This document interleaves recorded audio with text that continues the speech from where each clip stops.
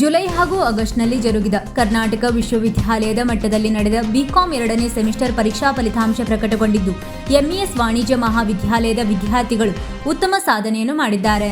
ವರ್ಷಾ N Gowda (91.38) ಪ್ರಥಮ ಸ್ಥಾನ, Vaishnavi K Hegde (90.62) ದ್ವಿತೀಯ ಸ್ಥಾನ, ಸಮೃದ್ಧಿ ಹೆಗಡೆ (89.54) ತೃತೀಯ ಸ್ಥಾನ, ಪ್ರಿಯಾ ಎ ರಾಣೋಜಿ (88.77) ನಾಲ್ಕನೇ ಸ್ಥಾನ ಹಾಗೂ ಪ್ರಾರ್ಥನಾ ಭಟ್ 87.85% ಗಳಿಸುವುದರೊಂದಿಗೆ 5ನೇ ಸ್ಥಾನವನ್ನು ಪಡೆದಿದ್ದಾರೆ.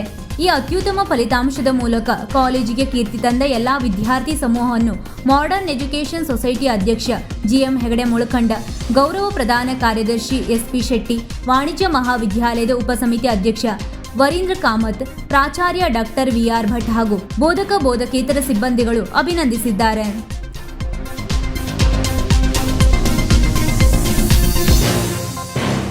ವೀಕ್ಷಕ ಮಹಾಪ್ರಭುಗಳೇ, ನಮ್ಮ ಚಾನಲ್ ಅನ್ನು ಸಬ್ಸ್ಕ್ರೈಬ್ ಮಾಡಿ, ಶೇರ್ ಮಾಡಿ, ಪ್ರೋತ್ಸಾಹಿಸಿ.